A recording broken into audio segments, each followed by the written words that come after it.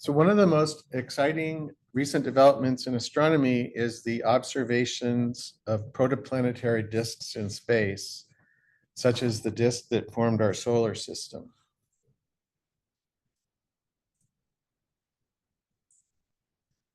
And the formation of disks has long fascinated astronomers.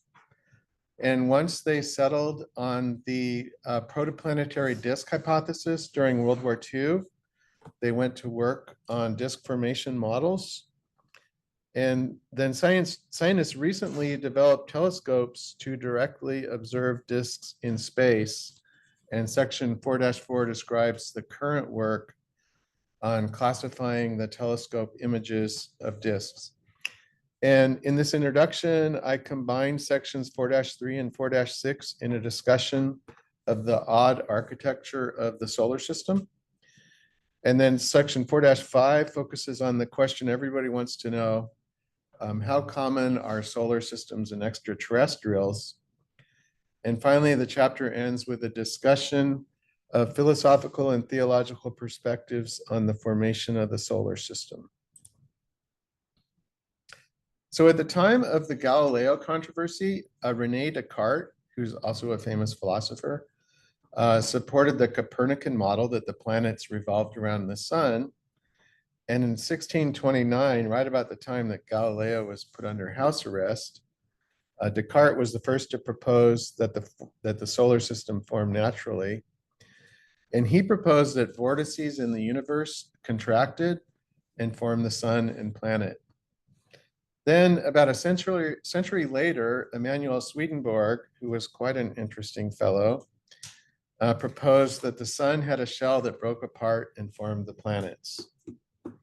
And then in 1755, Immanuel Kant proposed the nebular hypothesis, which we've already discussed, which is that clouds contracted by gravity and formed flat disks with large mass at the center, such as the solar system, Saturn, and the Milky Way. And although Kant is often given credit for proposing that the Milky Way is a disk, Thomas Wright had already noted in 1750, which was 5 years prior to Kant's book, that the Milky Way appears as a line in space. So you can see that here. And he drew this picture of stars in a line. And so he proposed that possibly the Milky Way is a disk and we're within that disk. And so it would look like a line. And then he drew this picture of disks of stars rotating around the sun. So this was a picture of the galaxy, and he pictured the sun as being at the center of the galaxy.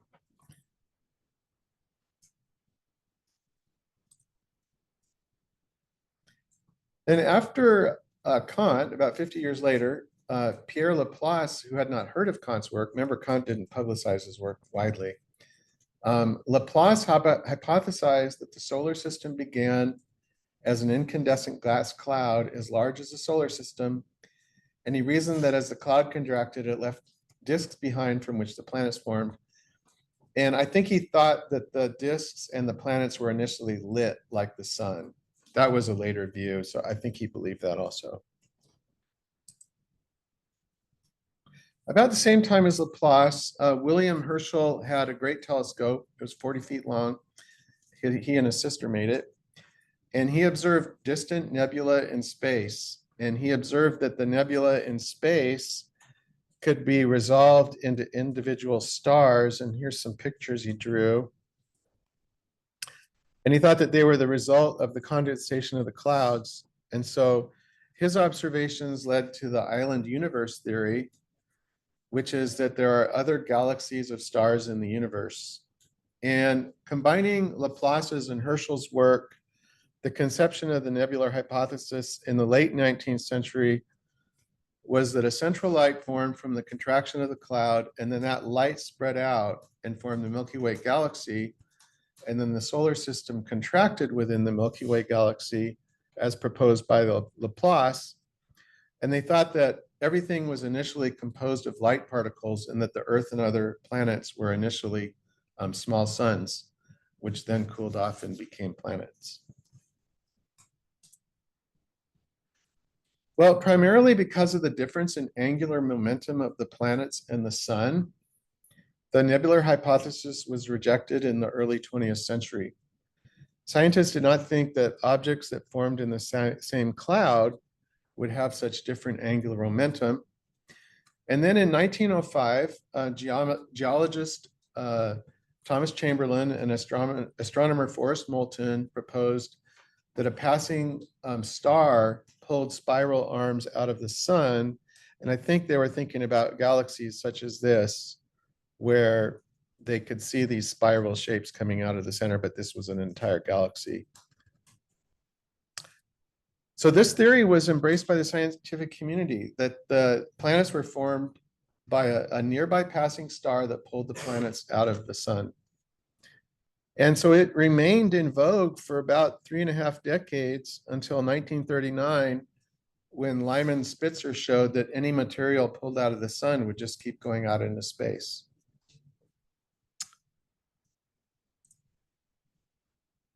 In 1938, another very interesting person, Carl von Weizsäcker, had been researching nuclear fusion in the 1930s.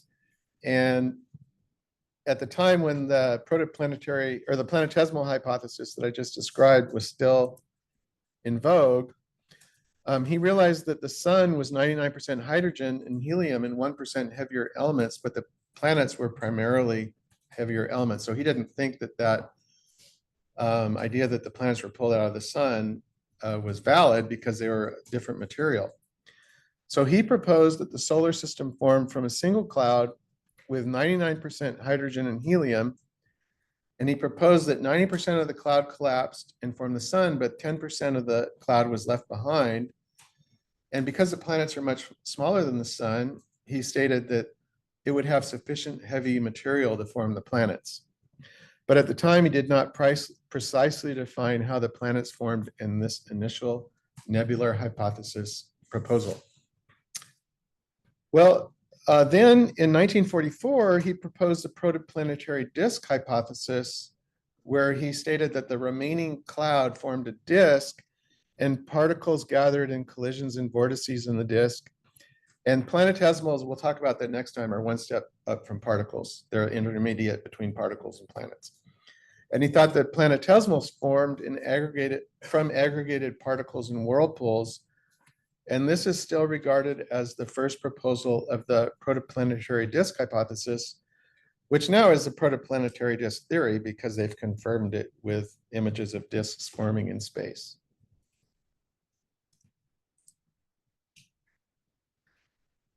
So for many years, they couldn't confirm it. And it was finally confirmed by these Hubble telescope images in 1994, 50 years later. So in this historic set of images, the Hubble telescope showed side views of disks that were blocking out the remaining clouds around the protostars. So you can see here, there's this disk here. We're looking at it from the side. So it's casting a shadow. So it wasn't a direct observation of a disk, but we're looking at the shadow caused by the disk.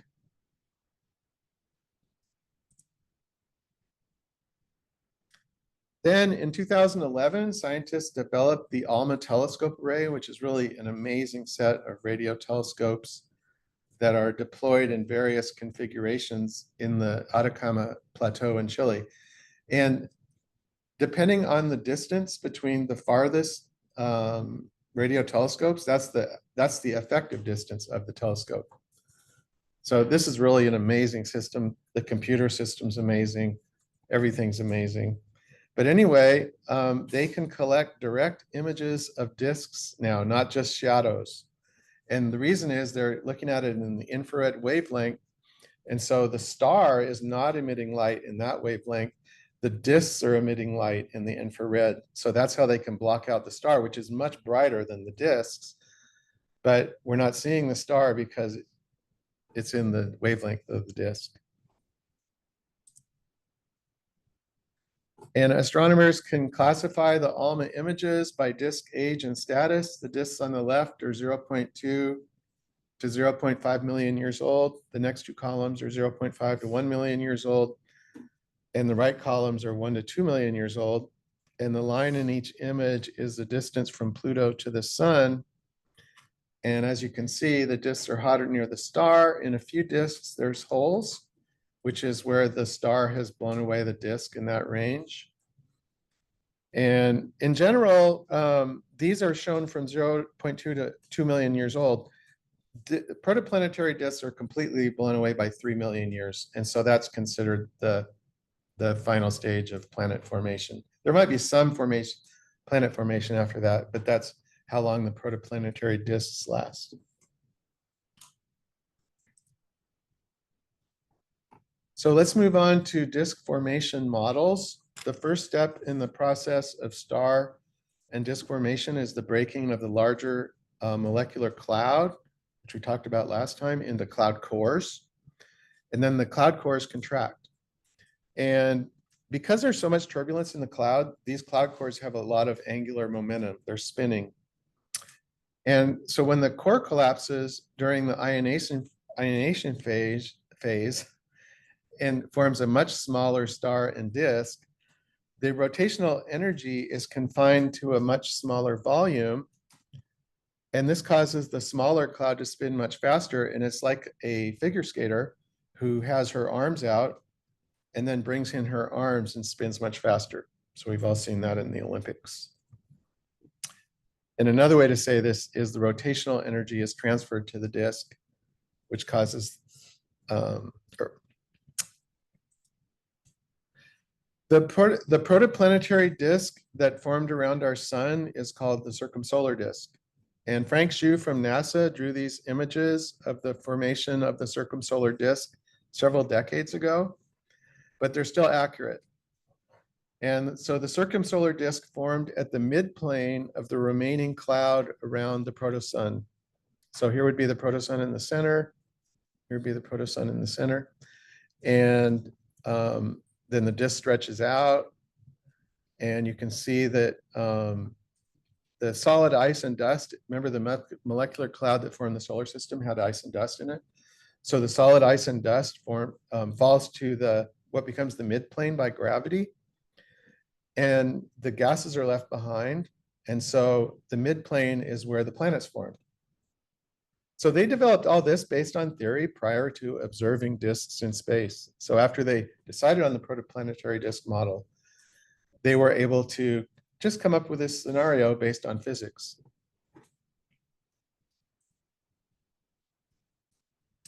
And as you can see in this poorly drawn image, actually what I did is I copied the top, put it on the bottom.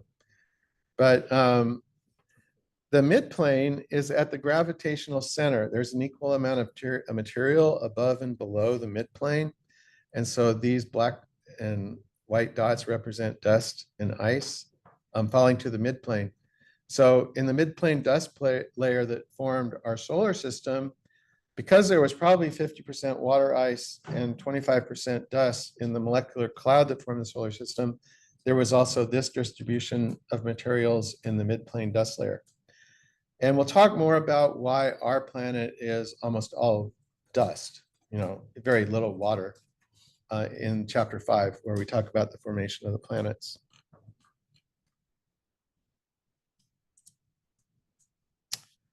So this is a conception of a side view of the disk by Avi Mandel, a NASA scientist. And so as you can see, the disks are very complex. But one of the main points is that high energy radiation from the star blows away the outer disk, beginning near the star and continuing with distance from the star. And you can see that the inner disk far from the star remains cold and frozen, so there's no volatilization of water or other organic molecules. And so that's how those can be incorporated into the outer planets, or any planet that's basically beyond this frost line.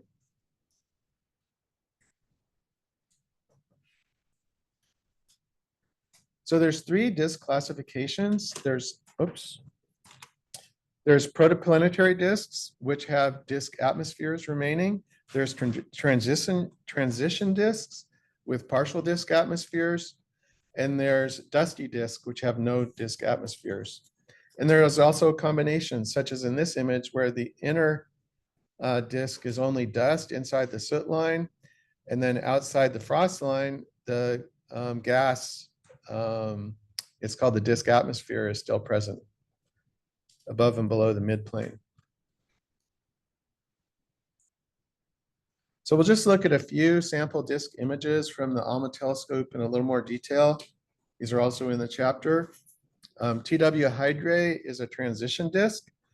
Its star is 8 million years old, but the star is smaller than the sun and has not blown away the gases in the outer disk. The range from 1 to 4 AU, which is the range from like Earth to Jupiter, is dust. So that's this very inner part.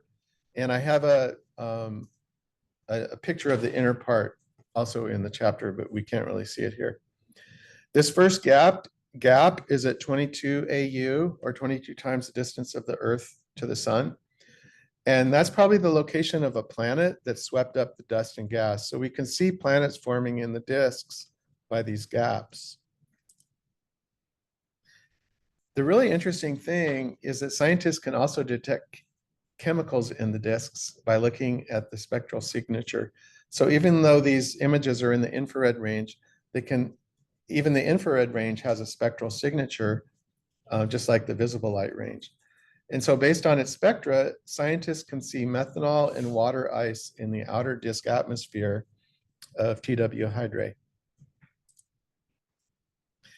And this is the H.L. Tauri protoplanetary disk, which surrounds a young star that is 100,000 years old.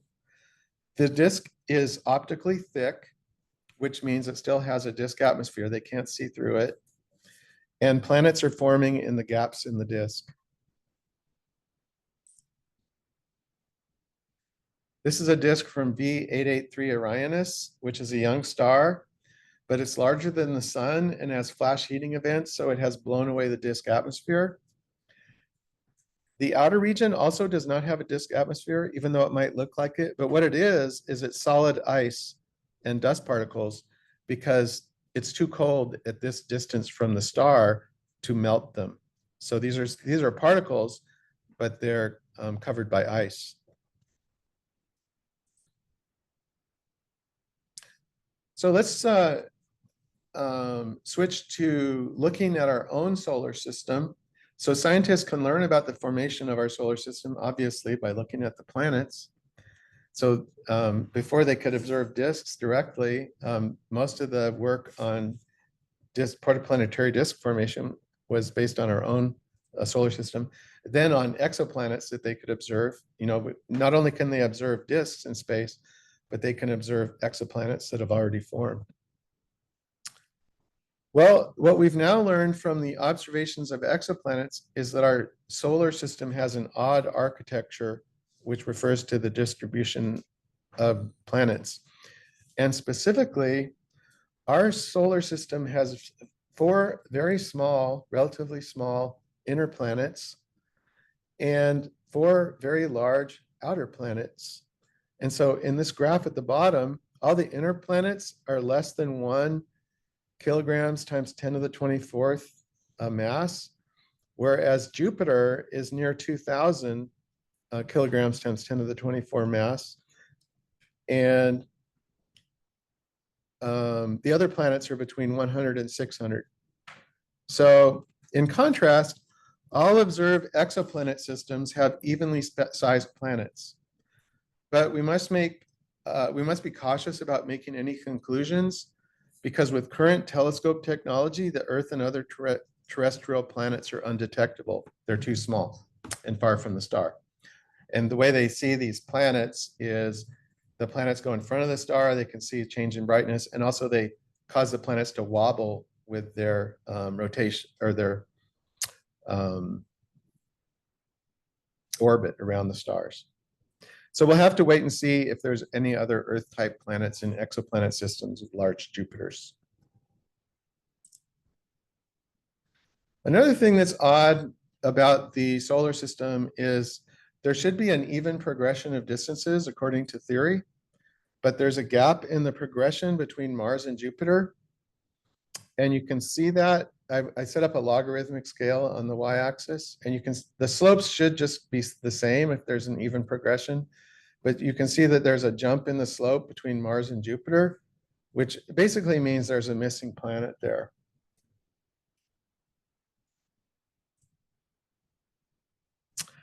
So in addition to the odd architecture of the entire solar system, the inner terrestrial planets by themselves have an odd architecture. And specifically, Venus and Earth are large, and Mercury and Mars are small. And according to theory, the sizes of the planets should just keep increasing. So in 2009, Brad Hansen did a simulation where he put all the planetesimals in this range. So what happens is particles form planetesimals, and then planetesimals form planets. So the intermediate stage is planetesimals. So what Brad Hansen did, he's a planetary scientist, and he can simulate the formation of planets from planetesimals. What Brad Hansen did is he put all the planetesimals here, and then he ran his simulation and just allowed planets to crash into each other, planetesimals to crash into each other and form planets, etc. And then when he was finished, he formed Venus, Earth as large, and Mercury and Mars as small. And that makes sense because you have all the materials in the inner part, and then the two outer planets are small. The two inner planets are large. And a lot of astronomers were convinced by this simulation. And so not only was there an extra gap here, like the gap we currently see in the planets is out here between Mars and Jupiter, which is at 5 AU. But the gap in Brad Hansen's simulation was between Earth and somewhere outside of Mars, maybe 2 or 3 AU, where 1 AU is the distance of Earth from the sun. So this diagram shows a top view of Brad Hansen's simulation. So he put an annulus of planetesimals here between Venus and Mars, or Venus and Earth. And then he had an outer solar, he didn't really consider the outer solar system. He only simulated the inner planets, but he had this gap. And then here's the outer disk. And a lot of scientists think that there was this gap in the disk.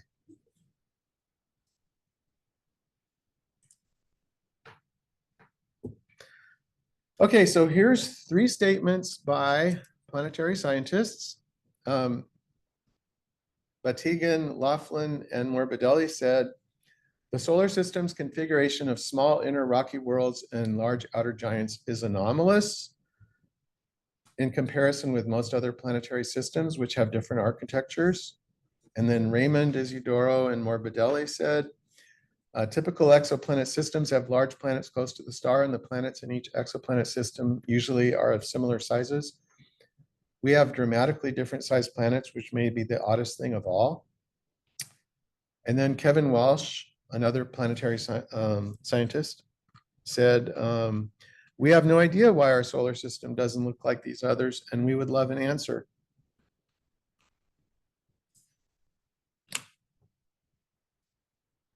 So how did the discovery that the solar system is unusual affect estimates of the number of intelligent civilizations in the universe?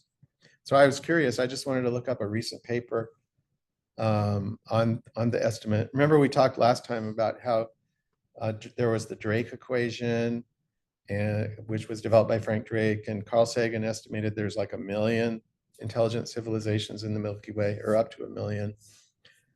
And so here's a paper from 2020. And in 2020, Westby and Consolis estimated that there are 30 other intelligent civilizations in the Milky Way galaxy. And they still held to the Copernican astrobiological principle. I'll just read it. This is from their paper. This principle asserts that the properties and evolutionary mechanisms in operation in our solar system are not unusual in any important way. And so we may feel justified in assuming that life and even communicative intelligence should stand an equal chance of evolving in any such system given the requisite amount of time and raw materials. So they really did not consider that the solar system is unusual. They stuck with the Copernican principle, which is that the Earth and solar system are normal.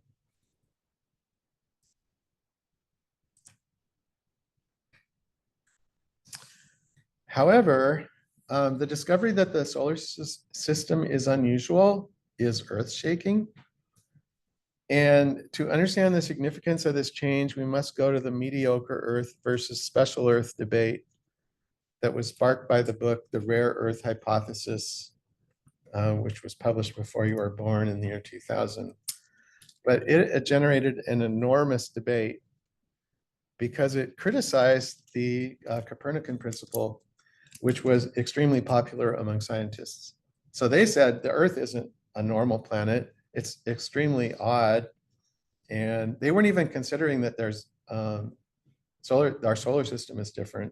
They were just looking at all the characteristics of the Earth.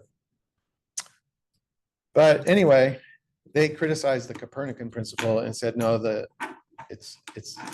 probably not a lot of planets out there that are like the Earth.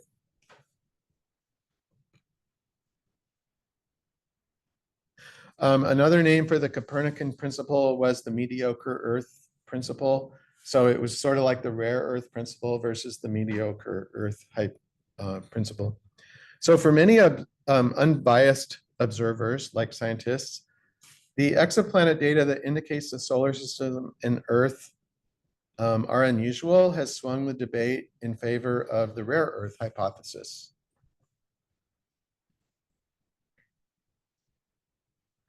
But you know, it hasn't been that way for everyone. For instance, Westby and Consolis obviously don't accept it. So there's still a lot of debate going on.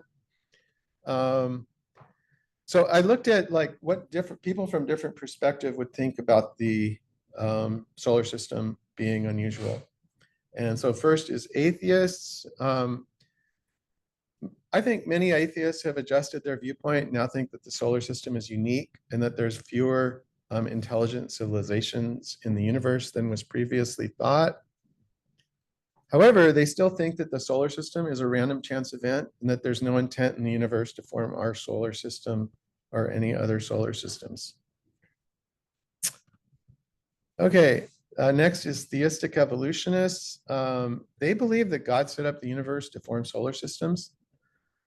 And so they don't think that any divine intervention was needed to form our solar system or intelligent life. And, you know, for example, Kant was a theistic evolutionist, if you remember. So most theistic evolutionists also strongly supported the Copernican principle that our solar system is just a normal solar system in the universe.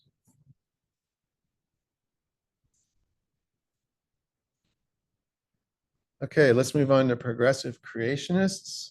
They believe in evolutionary processes in an ancient universe, but they're not opposed to the concept that God might have periodically intervened in certain processes. So they would tend to think that if the solar system is unique, then it is possible that God intervened in the process of solar system formation. And then we have the young Earth creationists, and it's interesting, but they're overjoyed with the data that the solar system is unique. This is because they think that God specially formed the solar system and Earth as a habitation for humans. Of course, they do not believe that the formation occurred through a protoplanetary disk. Okay, let's revisit Arnold Guyot and see how his 19th century interpretation fares with the updated nebular hypothesis. So Guyot drew this picture of the events of Moses' second day of creation, which was the formation of an expanse. And Guyot interpreted the expanse as the spreading out of the Milky Way galaxy, which is the upper image, and the formation of the solar system, which is the lower image. As with the Laplace-Herschel nebular hypothesis of the 19th century, Guyot thought that the solar system formed by contraction, and then it formed disks. So you can see these disks right here. I guess they're disks. And that the planets formed from those disks. And then he thought that the planets were initially small suns, as with the other people in that time. And then they cooled off and formed planets. There was some criticism of Guyot's theory in the 19th century. for one thing, they said, how could you say that the spreading out of light in the Milky Way is waters? Has anything to do with water? And they also didn't think that the expanse had the shape of a disk, like Guyot thought. They thought it was a dome. So let's see how Guyot fares with the modern protoplanetary disk theory. So it provides adjustments to Guyot's interpretation that directly answer the 19th century complaints. And so the theologians of the 19th century would be happy to hear that there were waters in Earth in the dark molecular cloud and in the disk, and that the light of the first day was the sun and not a distant light in the Milky Way. I didn't mention that complaint before. And that the molecular cloud and disk contain earth and waters, and were not just particles of light in the Milky Way. There are also several other correlations between Moses' description of the expanse in verse 6 and the protoplanetary disk that Guyot and the 19th century theologians and scientists could not have imagined. First, Moses stated that the expanse was in the midst of the waters, and theologians agree that the word translated as in the midst means bisector, which is the position of the protoplanetary disk in the remaining molecular cloud, both in this image on the left and this image on the right. And the Hebrew meaning of let it separate the waters from the waters is that it's the separation of useful waters from useless waters. And similarly, a protoplanetary disk attracts solid water to the midplane where they'll form planets, as shown in the image on the right. That's where the arrows are showing the movement of solids down to the midplane. And with respect to the 19th century argument that the expanse was a dome, Gore stated in the Theological Dictionary of the Old Testament that the most likely shape of the expanse was a heavenly plate, which is a disk. There's many similar words in Akkadian and Hebrew, and almost all describe flat and thin objects. And with verse 7, we come back to the question of whether God intervened in the formation of our peculiar solar system. Moses stated that God made the expanse and separated the waters below from the waters above. And the word translated as made does not mean create. It means God modified the expanse. And the question is, which direction is below? So the word translated as below normally refers to a position at the foot of, for example, at the foot of Mount Sinai. It doesn't mean under. And the word translated as above is used a few other times in the Bible. In one case, it refers to a position on top of a wall. In another case, it refers to a plant that is grown above Jonah. So in both cases, it refers to a position that is gravitationally high. And in the protosolar system, the primary direction of gravity was this direction towards the sun. So from this perspective, below refers to the inner part of the disk, and above refers to the outer part of the disk. And also a wall, which I mentioned before, has the same shape as a disk. You know, it's a flat object. So the concept of God separated the waters below from the waters above is interesting with respect to the fact that there was a gap in the disk. At least most astronomers think so. So how would God accomplish the formation of this gap? There's been several proposals. One is that Jupiter moved inward into the inner solar system and then back out and cleared out the gap. There's several other proposals, mostly associated with Jupiter. But recently in Nature Journal, some scientists proposed that the Earth and other inner terrestrial planets formed prior to Jupiter and actually dried out due to aluminum-26 radiation. So if that's the case, then Jupiter is not the explanation for the gap. We have no idea at this point what caused the gap. Whoops. So in summary, Moses' description as an expanse has several similarities with the protoplanetary disk that formed our solar system. The shape of the expanse as a disk, the position of the disk or expanse as a bisector, and the separation of useful water for planet formation, and the unexplained presence of a gap in the protoplanetary disk.